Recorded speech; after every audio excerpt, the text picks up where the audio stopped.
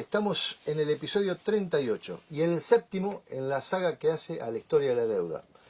En el último habíamos avanzado, habíamos iniciado el tema del Plan Brady.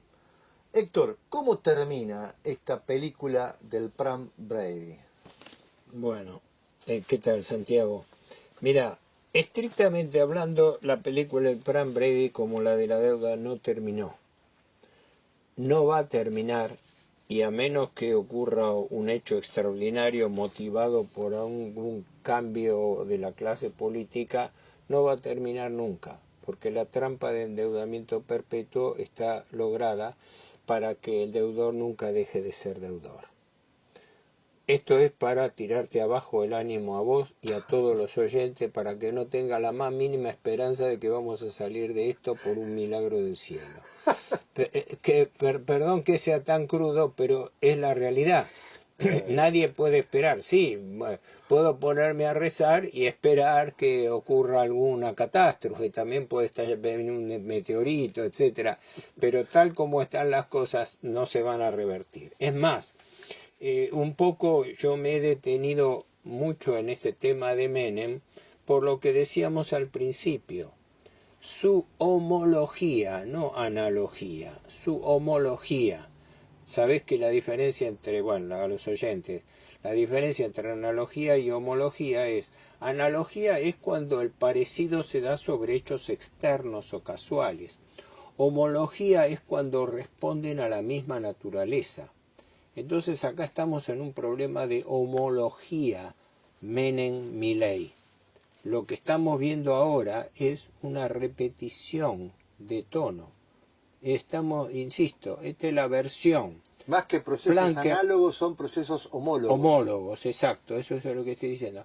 Eso quiere decir que es muy importante tomar nota de esto y hasta grabárselo, porque yo no es que tengo el don de la profecía, pero por lo menos creo dejar con esto una constancia en el momento que ocurren los hechos. A posteriori razonamos cualquier cosa. Lo importante es razonarlo interpretando correctamente el momento. Perdón que hice esta digresión, pero todo viene a cuento de la pregunta que vos me hiciste. ¿Cómo termina esto? En principio el problema de los Brady, que fue un capítulo dentro del endeudamiento, no terminó ni va a terminar. Punto. Si algún día aparece algún hecho nuevo, lo hablaremos, pero hoy por hoy no hay. Ahora, ¿cómo se enmarcó la cuestión de los Brady? Un dato de relevancia. Esto es una especie de mini explicación didáctica. Cuando un país entra en crisis, sus bonos, sus títulos públicos, caen el valor en el mercado.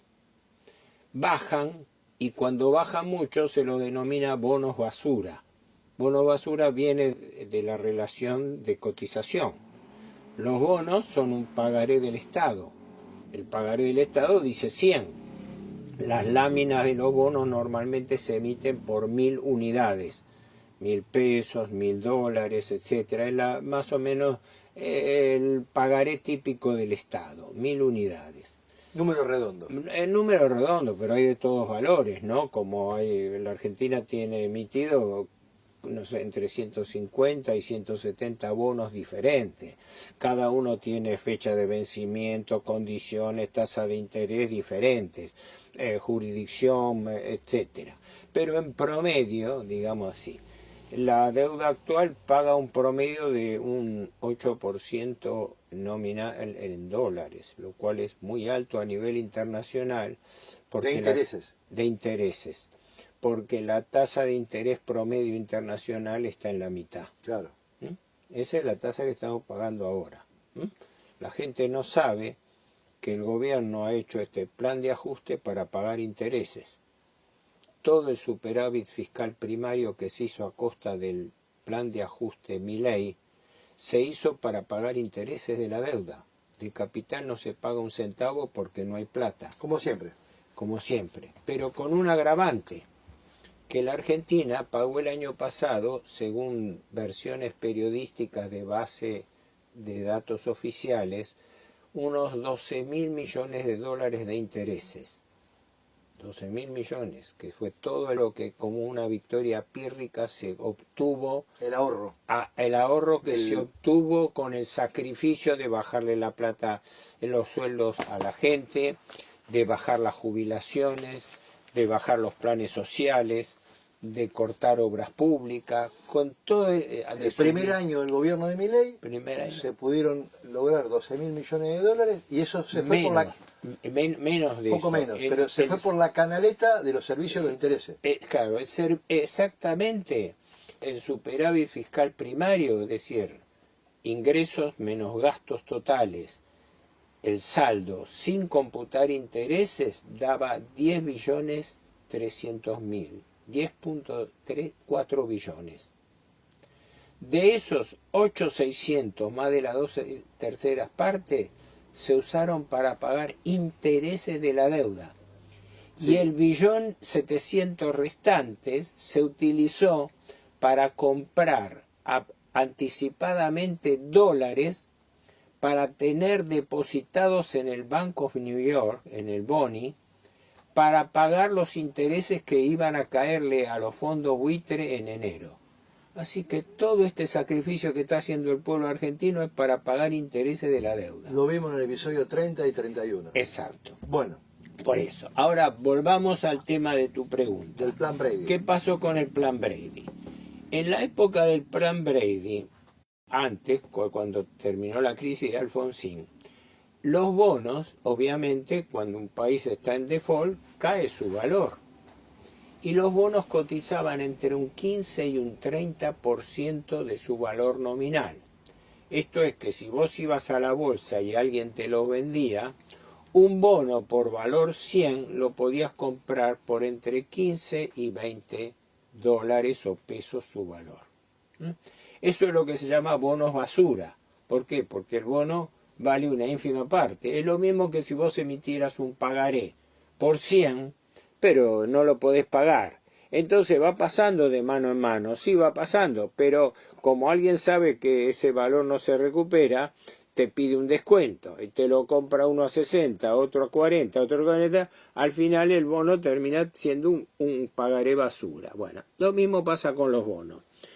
Cuando la Argentina hace el plan Brady, como ahora que acaba de hacer el programa Milei, los bonos pegan un salto en su cotización. Los bonos que estaban cotizando a cuando terminó el gobierno Fernández, entre un 20 y un 30% de su valor. Y ahora cotizan en promedio 70. Han pegado un salto. ¿Qué quiere decir eso en la práctica? Que los especuladores bursátiles que compraron bono basura argentino a 20% de su valor, ahora con Milei se les revalorizó a 70. Ganaron 50 puntos por bono. Este es el mundo, este es el submundo de la finanza que la gente no tiene ni idea. La gente los especuladores bursátiles acá y en Wall Street están ganando carrada de dinero por diferencia de valor y también por carry trade, por arbitraje. Entonces pasaba lo mismo. Gente, especuladores, desde ya esto lo hacen pesos pesados, que habían comprado deuda en época de Alfonsín que valía 15, 20%, las canjearon por estos bonos Brady, entonces subieron su valor y cotizaban 70, 80, claro, de un plumazo consiguieron una revalorización de bonos que los vendían en bolsa y sacaban una jugosa diferencia. Eso como negociado. Pero ¿qué pasa? La pregunta del millón es, ¿y para qué sirvió el plan Brady? ¿Para qué? ¿Para qué? Supuestamente el plan Brady tenía que estar atado al cumplimiento del consenso de Washington. Privatizar empresas del Estado, hacer ajustes, hacer reformas estructurales, etcétera, etcétera. Tenía toda una lista de condicionamientos. Pero básicamente la propuesta era achicar la deuda. Pero esa la propuesta, la claro, zanahoria. Claro, el eje, como vos bien decís, el eje central era el plan Brady, era un plan de reestructuración de deuda. Exacto. ¿Qué quiere decir? Cambiar plazo, tasa de interés y condiciones. Para darte una idea, los bonos Brady eran con plazo a 30 años. O sea, la Argentina, esos 62.000 millones que heredó Menem de Alfonsín, los estaba pateando en promedio a 30 años de plazo. No quiere decir que fuese gratis, porque ese era el plazo para pagar el capital al fin de año, al fin del periodo, ¿no? Al fin de los 30 años. Al fin de los 30 años. Eso se llama en la práctica bonus bullet. Bonus bullet quiere decir que pagan todo el capital al final del periodo. ¿Mm? Porque otros te dicen, no, me paga tanto a los 5 años, tanto a los 10, tanto a los 15. Esto no, era bonus bullet, se pagaba todo al final de 30 años. Bueno, parece aceptable. Sí, pero los intereses se pagaban semestralmente. Ah, Y los intereses que se pactaron a tasas que en ese momento eran tasas flotantes, tasas variables. La trampa de las tasas variables. Cuando vos vas a pedir un crédito, vos lo primero que tenés que hacer para tus cuentas personales es decir cuál es la tasa de interés. Pero te dicen, no, la tasa de interés no es fija, es variable. ¿Y quién determina la variación? Yo, que soy el que te presté. bueno. ¿Mm?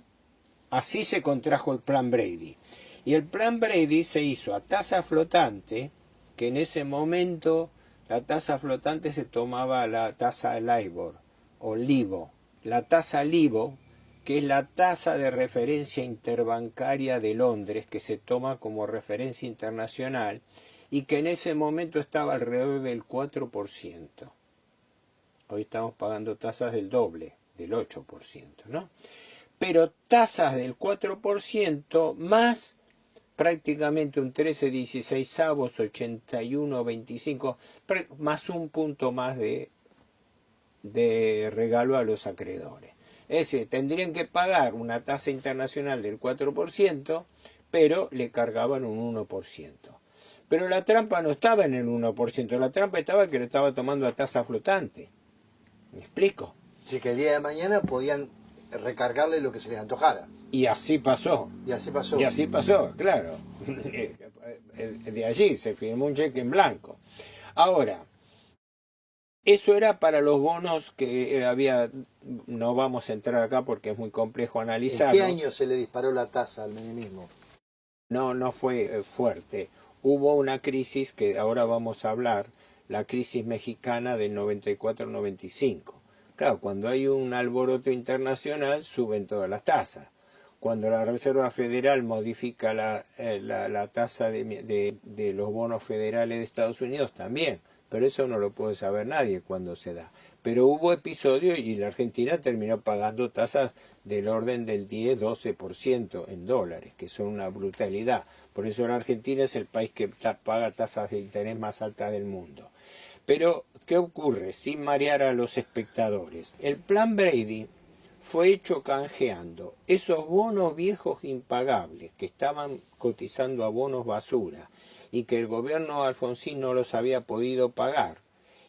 Y el gobierno Menem los renegoció.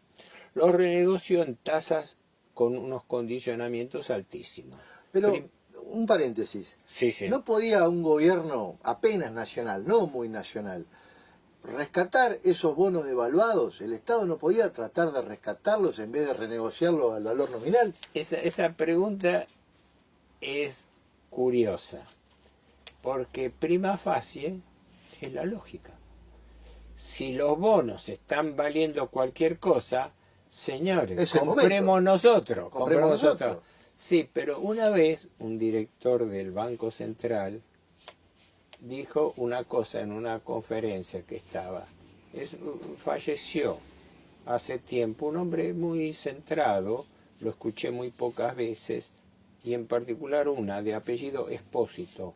No el Espósito del argentino, sino un director que fue director del Banco Central en época de Martínez Dios. ¿Y qué dijo? Un hombre de extracción liberal conservadora.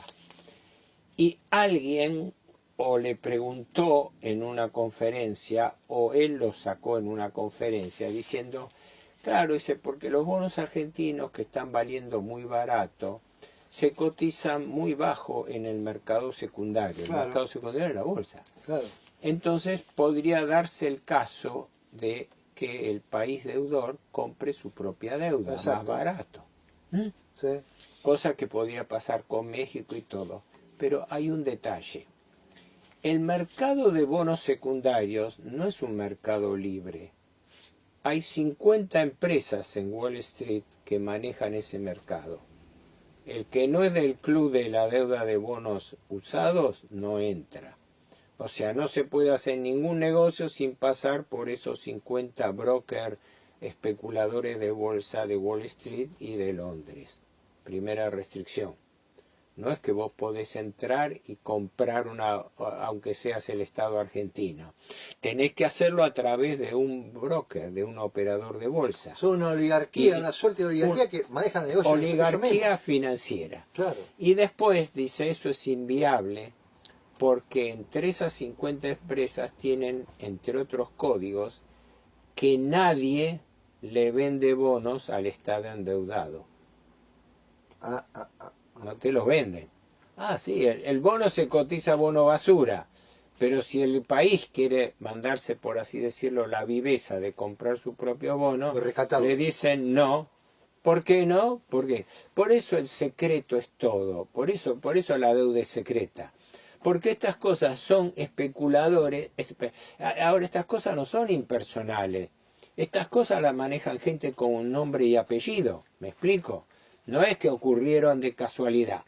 Esa pauta, me acuerdo, ahora me voy a anotar el apellido de este Expósito, que era un hombre, sé que era un hombre discreto, tranquilo, exponía con otro titular, pero esto en época, ojo que este hombre, si no me equivoco, era liberal, un hombre llegado a esos garajes.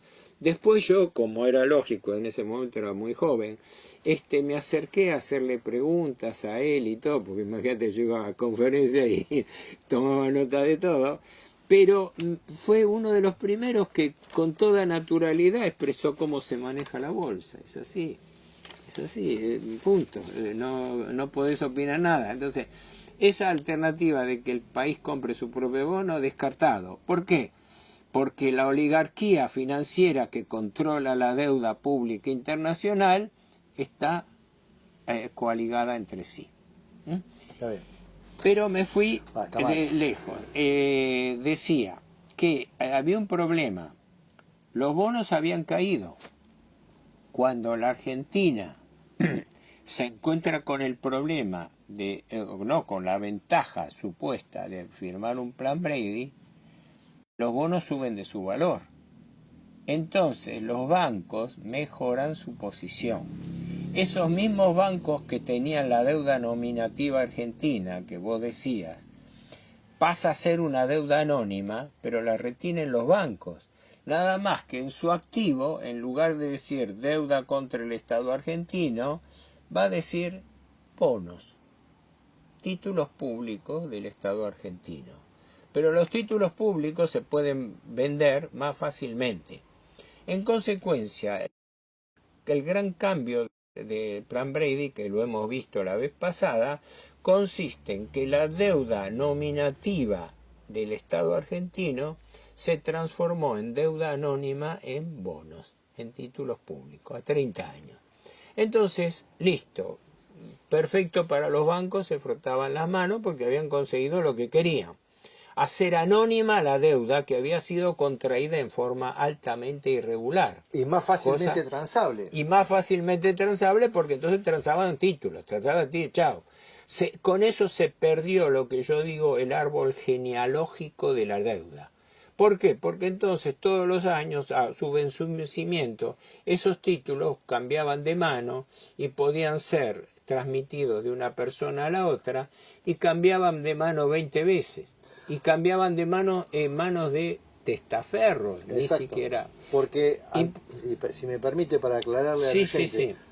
Don Héctor, porque anteriormente a esto, antes uno le podía decir al acreedor, yo te debo esto en concepto de qué. Claro, podía ser investigado. Podía investigar, podía revisar. Por eso demoraron. ¿Por qué te debo? Por eso los jueces cómplices, desde el primero que fue uno al segundo, el que más la tuvo fue el doctor del Castillo, hasta Ballestero, que emite la sentencia en el año 2000. Por eso le dieron largas al asunto y la justicia, cómplice del endeudamiento, demoró 20 años la causa Olmos y cuando se expidió se lavó las manos diciendo sí, hubo delitos, pero los delitos están prescriptos. Y de esto se tiene que ocupar el Congreso porque es una causa política. Para mí el adjetivo que mejor describe este proceso que logra el plan, que concreta el plan Brady, es volatilizar, es ponerle una bomba al nombre, apellido, identidad del acreedor. Sí, esconderlo, es decir, actuar en función de los intereses del acreedor. Volarlo por los aires, claro. Volatilizarlo. No sabemos a quién le debemos. Ahora, un tenedor de bono. Ahora, perdón, eso lo hizo el gobierno. Lo que hizo la justicia fue convalidarlo. Al no pedir lo que tendría que pedirse, un censo, es decir, ustedes canjearon bonos, estos bonos están siendo investigados, entonces tienen la obligación de decir no, ¿a quién se lo canjearon? Claro. ¿No? Porque se lo canjearon a los bancos, y los bancos tienen la obligación de decir a quién lo transmitieron, porque si esos bonos son imputados de nulidad, porque han sido emitidos transgrediendo las normas del país, tiene que ser identificado quién es el tenedor, para ver quién es el perjudicado. Para poner un ejemplo, me acuerdo un ejemplo típico, uno de los casos, de los tantos casos auditados en la causa Olmos, correspondía al vicedirector del Banco Central de entonces, Zimmerman, por un préstamo que con su sola firma, no sé si eran 200 o 400 millones de dólares, él había contraído con bancos privados de Nueva York, que si no me acuerdo tenían la irregularidad de que había intermediarios privados que habían intervenido también en ese y en otros préstamos, uno de los cuales Emilio Ocampo, y otro Patricio Peralta Ramos. Dije Patricio Peralta Ramos y Emilio Ocampo, que cuando ahora Milei habló de Emilio Ocampo como fautor de la dolarización, yo me preguntaba si era el mismo. En la causa Olmos, ambos, Peralta Ramos y Ocampo, aparecen denunciados porque cobraban comisiones por colocar deuda pública argentina siendo banqueros privados, siendo intermediarios privados. ¿Qué quiere decir esto? Vos, Santiago, sos intermediario para colocar deuda argentina en Nueva York. Y te paga una comisión a vos para que coloques deuda. Disparate. Sí, bueno, eso está en la causa Olmos y esa gente ha sido sobreseída. Por eso decía que había cosas que habían quedado pendientes, pero que eran muy importantes del plan Brady. ¿Qué ocurre? El plan Brady fracasó. ¿Por qué? Porque el plan Brady tenía metas. Y yo en ese trabajo mío, perdón la autorreferencia, analicé un trabajo mío del año 2000 que en su momento llamó la atención a algunas personas que me lo ponderaron y lo difundieron, ¿no? No hago esto como autopropaganda, sino que valoraron el trabajo. Yo me limité a tomar cuáles eran los objetivos del plan Brady oficiales al momento de emisión y cuáles eran los resultados al año 2000, donde se suponía que esos resultados iban a ser obtenidos. Y te doy como datos 3. Se pensaba que la deuda iba a bajar. La deuda al momento de contraer, al asumirme en el gobierno, era de 62.000 millones de dólares. En el ínterin, el país privatizó activos por 35.000 millones de dólares. La mitad. Claro. Al año 2000, la deuda era el doble, 122.000 millones de dólares. Estamos todos locos. Inexplicable. Estamos todos locos. O sea, cuando se firmó el plan Brady se dijo, con esta venta de vamos a reducir la deuda a la mitad, estamos drásticamente la deuda. Cuando llegó el año 2000, nadie dijo nada cuando la deuda se había duplicado y habían vendido activos del Estado por 35.000. ¿Me explico la brutal Sí. diferencia? Bueno, esto lo planteaba yo en el año 2000, estamos en el año 2025, ¿verdad? Y esto lo dije yo, que soy, llamémosle así, un estudioso independiente, un francotirador. Otra, las proyecciones de la balanza de pagos daban que para el año 2000 la Argentina iba a tener un superávit. Me hace acordar ahora esto de la acumulación de reservas positivas. No, no tenemos reserva positiva, estamos pagando. Bueno, Pero vamos a tener. el año pasado el gobierno Milei compró 20.000 millones de dólares de deuda en el mercado. Quiere decir que tenía reservas netas negativas por unos 11.000 y pico millones. Si compró 20.000, ahora tendría que tener positiva, tal como lo pide el Fondo Monetario. No, sigue teniendo la misma deuda, 11.000 millones de reservas negativas. ¿Y qué hizo con los 20.000 millones? Pagó a importadores, pero el grueso lo pagó en intereses de la deuda. En el 2000 pasó lo mismo. Cuando tomaron el plan Brady dijeron, para el año 2000 la Argentina va a tener 5.600 millones de dólares positivos.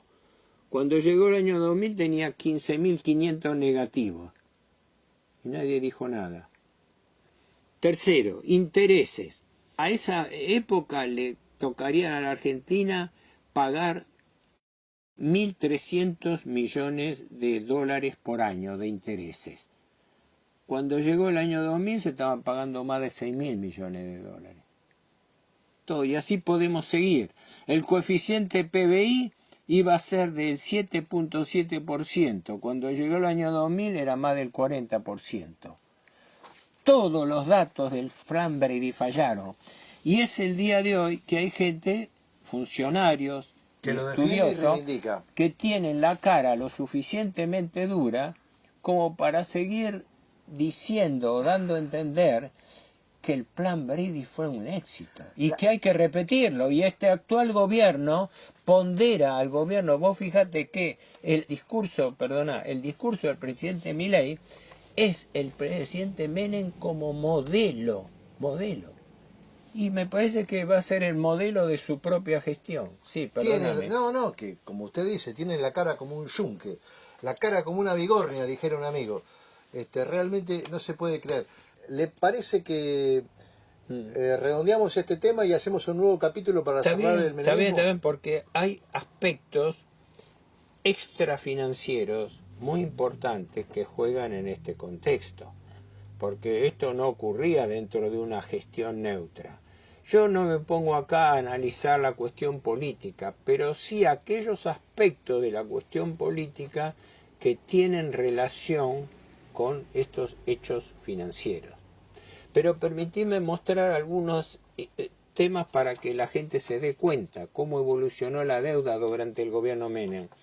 Yo decía que los 2 primeros años se mantuvo a los tironeos la deuda heredada por Alfonsín de 62.000 millones.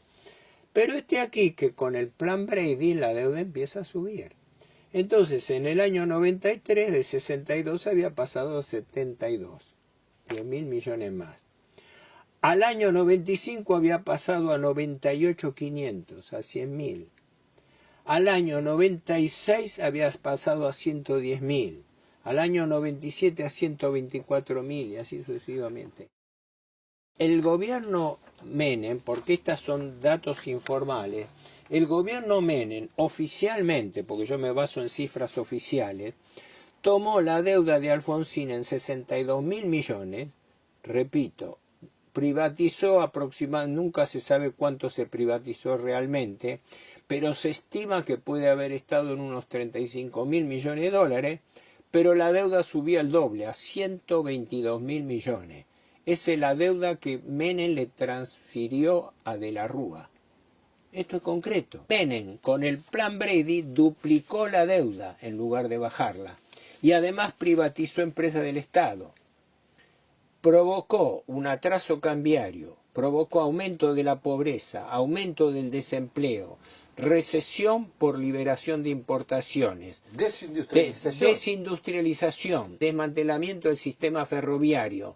Bueno, no sigamos con la lista, porque estamos hablando de la deuda y estamos hablando de toda la política económica. Pienso, ahí sí es una opinión personal, pienso que históricamente el gobierno Menem debiera ser considerado uno de los peores y más traidores gobiernos que tuvo la historia argentina a nivel económico-financiero. Coincido. Pocos gobiernos, todos. Yo no sé si el gobierno Menem le hizo tanto o más daño que el proceso militar de Martínez de Oz al Estado argentino. Y esta es la realidad. Y es más, esta mecánica dio lugar a lo que yo llamo el modelo de endeudamiento perpetuo, que tuvo tres grandes ondadas. La primera onda fue la de Martínez de Oz, porque del proceso militar. La segunda fue la de Menem. Y la tercera fue la tercera ondada liberal que se da entre Macri y Milei. Con la aclaración que los dos gobiernos socialdemócratas que hubo en el intermedio, Alfonsín y el kirchnerismo, el largo periodo de kirchnerismo, no bajaron la deuda, sino que la subieron y la instrumentalizaron. Y convalidaron las deudas y convalidaron la deuda, como el último gobierno kirchnerista que convalidó la deuda de Macri con el fondo, etc. Y ahora sale con toda hipocresía la expresidenta Cristina Kirchner a hablar contra el Fondo Monetario. ¿Cómo el Fondo Monetario? Pero cuando usted estuvo en el gobierno en el año 2022, usted, Delfino o hombre de paja o como quiera llamárselo, Alberto Fernández, y Sergio Massa, que venía del liberalismo, hicieron aprobar por el Congreso una ley que convalidaba el irregular préstamo de Macri. No tiene calificativo, no tiene gollete. Esto no es producto de ninguna equivocación. Esto es producto de una intencionalidad financiera y política y además una muestra de la debilidad, la entrega y la degradación de la clase política a la clase financiera. Por eso Milei habla siempre de la casta sin explicar, porque él da a entender lo que toda la gente cree superficialmente, que estamos hablando de la clase política que está desprestigiada, pero él se cuida muy bien de no hablar nunca de la casta financiera, que es la que manda sobre la casta política, y que le dice lo que tienen que firmar o lo que no tienen que firmar. Bueno, yo no sé si esto ha sido una especie de segunda parte del plan Brady, pero me pareció importante comentarlo. ¿Por qué? Porque si vamos a tener otra charla, vamos a redondear qué pasó y cuál fue el contexto político. Perfecto, Héctor. Cerramos en un próximo capítulo Santiago. la oprobiosa etapa menemista. Está bien, está bien. Nos vemos. Suerte, Santiago, gracias.